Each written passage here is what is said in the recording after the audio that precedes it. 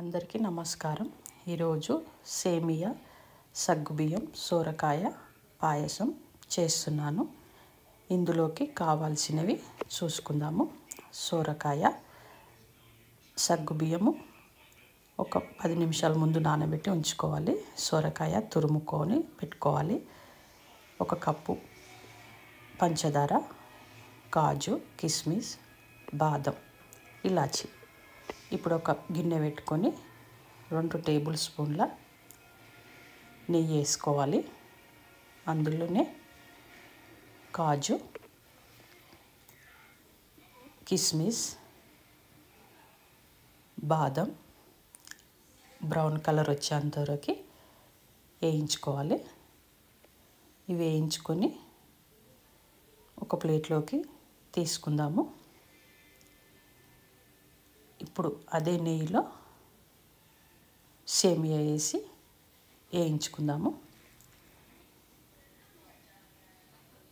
ఇప్పుడు సేమియా ఇంకో ప్లేట్లోకి తీసి పెట్టుకోవాలి. ఇప్పుడు అదే నెయ్యిలో తురిమి పెట్టుకున్న సొరకాయ వేసి పచ్చివాసన పోయేంత వరకు వేయించుకోవాలి. నానబెట్టుకున్న సగ్గుబియ్యం వేసుకోవాలి. 1 గ్లాస్ వాటర్ వేసుకోవాలి. ఒక 2 నిమిషాలు ఉడికించుకున్న తర్వాత సేమియా వేసుకోవాలి.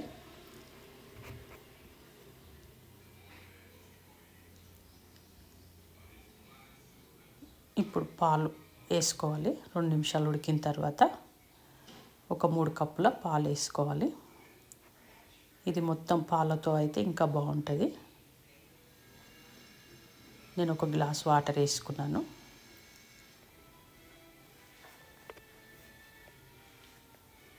సేమియా ఉడికిన తర్వాత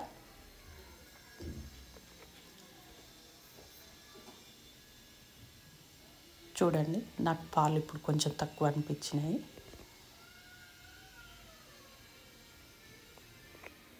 మళ్ళీ 1 కప్పు పాలు వేసుకున్నాను.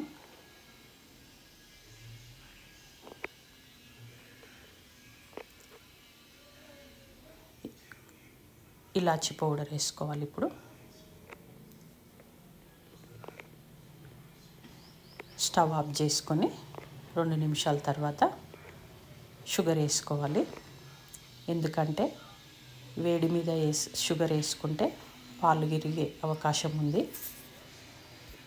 అందుకే నేను స్టవ్ ఆఫ్ చేసుకొని షుగర్ వేసుకుంటాను. తర్వాత బాదం, కిస్మిస్, కాజు వేసుకున్నాను. మీరు ఎలా చేస్తారో కామెంట్ చేయండి. నా ఛానల్ లైక్ చేయండి, షేర్ చేయండి, సబ్స్క్రైబ్ చేసుకోండి. మీరు ఎప్పుడు నాకు సపోర్ట్ చేయండి.